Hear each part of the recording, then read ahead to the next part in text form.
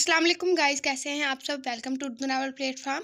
Please जल्दी से हमारे चैनल को सब्सक्राइब कर दें। जैसे कि आपको पता है हमने ये लास्ट में बोलना था, तो प्लीज़ आप खुद ही पहले सब्सक्राइब कर दें। और क्या मिजाज हैं आप लोगों के।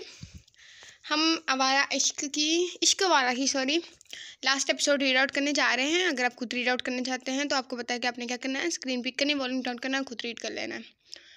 इसके अलावा अपना ख्याल रखिए, गर्मी से बचे। चलें स्टार्ट लेते हैं। इश्क वारा इस रुमैसा बलोच, किस number 12, last. Don't copy paste without my permission. घर में किसी को खबर है? दादू को और जोया भाभी को बताया है, वो आती ही होंगी। अकमल साहब के कहने पर कशान ने इन्हें जवाब दिया, जिसके अपने चेहरे पर काफ़ी अच्छे खासे जख्म नुमाया थे। बाबा। जोया की तकलीफ से डूबी नम आवाज़ पर उन्होंने सर ऊपर उठाया तो मानो जोया और दादू के साथ मिसेज अकमल भी ठहरी हुई थी। वो दोनों रोती हुई उनके सीने से आ लगी। दामीर बेहोश है, अभी इसका ऑपरेशन हो रहा है, जबकि शामिर की हालत कदरे बेहतर है। शुक्र है बचाव हो गया। अल्लाह पाक पे यकीन रखो, सब कुछ ठीक हो जाएगा। उन्होंने दोनों को अपने हिसार में लेते कहा था। बाबा, ये सब कैसे हो गया? और आप भी हमें कुछ नहीं बताते। बताएं ना, इन सब के पीछे क्या सच्चाई है, हमें जानना है प्लीज़। वो अपनी आंखों से बहते अश्क को साफ करती इनकी तरफ देखती हुई बोली थी। अकमल साहब ने गहरी सांस ली और बोलना शुरू किया। शाहजेब शाह, जो कि काफ़ी अच्छे खासे अमीर घराने में पैदा हुए थे, इनकी बानस्बत तुम्हारे चाचा यानी पाशा एक गरीब से घर में पैदा हुए।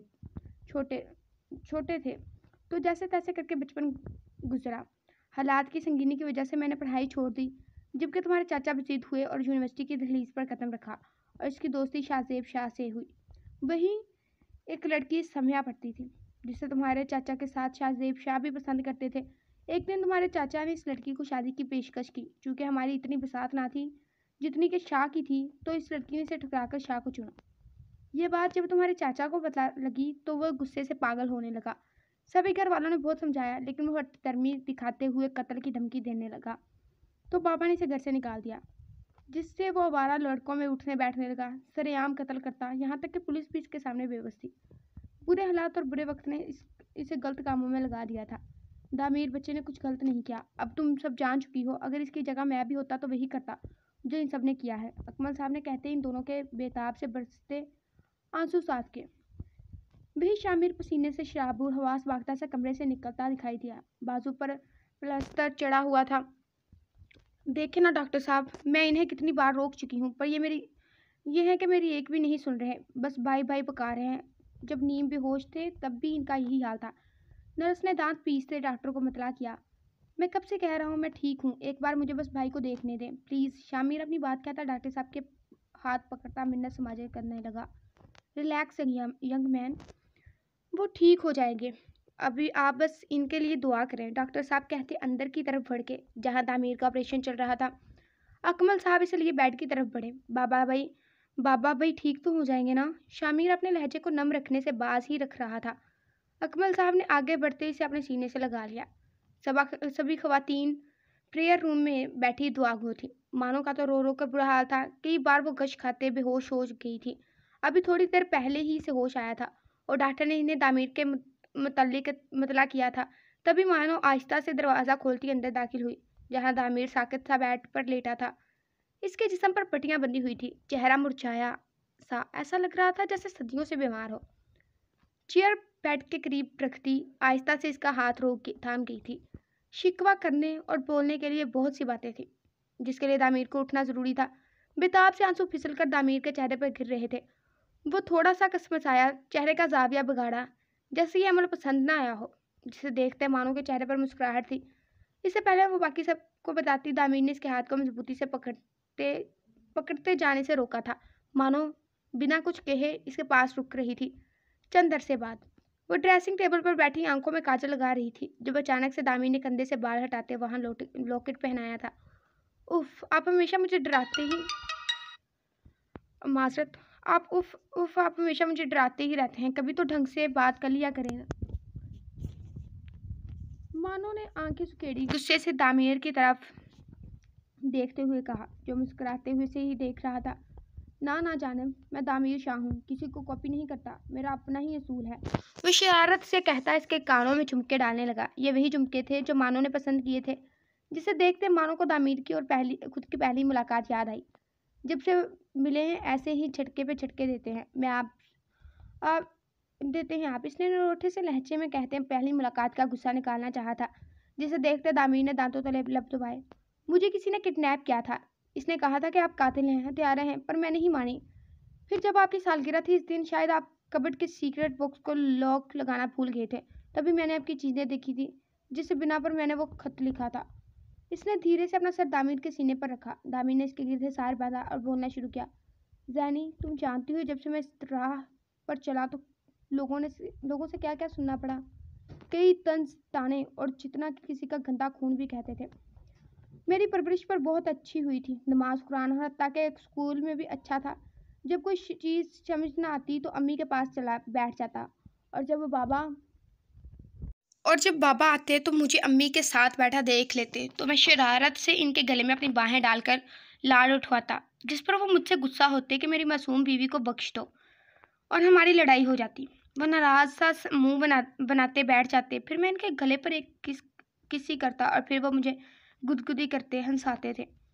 और जब यही यादें मेरे जहन पर सवार होती हैं तो यकीन मानो मैं खून के आंसू रोता हूँ। कभी कभी फिर से बच्चा बनने की तलब होती है। वो खुशबुओं सा लहराता माँ का आंचल, वो घने साए से बाप का वो शफकत भरा लिमिस बहुत याद आते हैं। माँ बाप के बिना कोई घर नहीं होता, कोई रिश्ता अपना नहीं होता। ये सब तो महज ज़माने भर के चौंचले होते हैं। जब माँ बाप का साया सर पर ना हो, यकीन मानो कोई सर पर शफकत भरा हाथ तक नहीं रखता। हाँ, रखता तो दूर की बात, कोई आपका हाल तक नहीं पूछता। मानो ने दामिर की तरफ देखा, जिसका चेहरा अब दीदा था। एक मरतबा मेरे बच्चे को आने दो हमारे पास, फिर देखना इसके बोलने से पहले इसकी सारी ख्वाहिशात पूरी कर दूंगा। दामिर ने लबों पर मुस्कुराहट सजाते कहा। अभी ये हाल है, जब हमारा बच्चा आएगा तब यकीनन भूल ही जाएंगे। मानो ने गुस्से से नाक के नथने फुलाते कहा, जिस पर दामिर ने शरारत से इसकी तरफ देखा और आगे बढ़ते इसे जाने से रोका। कुछ जलने की बू आ रही है ना?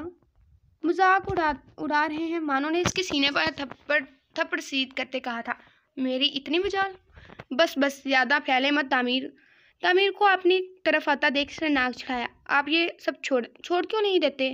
अगली पल वो संजीदा सी इससे तलब करने लगी। आपका हुक्म? सर आंखों पर। इसने मानो का हाथ अपने हाथों में लेते सर को खम दिया। सच्ची मुच्ची मैं तुमसे मोहब्बत नहीं इश्क करता हूँ। इश्क मतलब समझती हो इश्क का? इश्क में महबूब की खुशी से ज़्यादा किसी चीज़ की अहमियत नहीं होती। दामिर ने हाथों की सुर्खों सफेद सी हथेली पर अपना लिमिस छोड़ा। मेरी जान अभी तक तैयार नहीं हुई। शामिर जोया को अपने करीब करते गोया हुआ, जो बेड के नीचे रखे अपनी सैंडल पहन रही थी। अंधे हो क्या, दिखाई नहीं दे रहा? जोया अपनी फ्रस्ट्रेशन इस पर निकालती गुस्से से बोली। अभी तक नाराज हो? इसने जोया का चेहरा अपने तरफ करते कहा। क्या नहीं होना चाहिए? जोया ने उल्टा अपना सवाल दागा। यार कह तो रहा हूँ, मैं मजबूर था, नहीं बता सकता था सच्चाई। शामिर बेबसी से बोला। मजबूर? एक बंदे की जिंदगी दाव पर लगी हुई थी तुम्हारे इस मजाक की वजह से। जानते हो मुझे कितनी तकलीफ पहुंची? जोया नम आंखें इसके सहर ज़्यादा आंखों में डालती हुई बोली। वो तो शुक्र है कि काशान ने मुझे सब सच सच बता दिया, वरना तुमने तो बताना ही नहीं था। इसने तंजिया मुस्कुराहट लबों पर सजाते कहा। यार ना करो, बताने ही वाला था मैं, कसम से बस मौके की तलाश में था। ऊपर से इस टीचर काशान की शादी जो आ गई, इसी की तैयारी में मसरूफ था कि तुम्हें बता ही ना सका। जोया ने सर हिलाते हंकारा भरा। बहुत प्यारी लग रही है मेरी जान। शामिर ने जोया की कमर में हाथ डालते अपने करीब तर किया था। बस हाथ क्या मिलाओगे, गले पड़ जाते हैं। जोया इसका आसार तोड़ती फासला बना गई। इससे पहले कि शामिर कोई कार्रवाई करता दरवाजे पर दस्तक हुई। अरे भाभी आ भी जाएं, कितना और वेट करवाएंगी मुझ मासूम को? काशान दरवाज़ा खोले अंदर आया, जिसने ब्लैक कलर की शेरवानी पहन रखी थी, जो इस पर बहुत जच रही थी। जब कालू बनकर शामिर के साथ मुझे डराते थे ना, अब दिल कर रहा है सानी को मना कर दूं इस शादी से। जोया ने से तीखे चतुनों से घूरते हुए बोला। यार भाभी, मेरा इसमें कोई कसूर नहीं, ये तो आपके शोहर नामुराद का प्लान था। इसके कभी इनको किसी काम से जाना पड़े तो मैं कालू बनकर आपको डराया करूं, वरना मैं मासूम कहाँ ऐसी चालें चल सकता हूँ?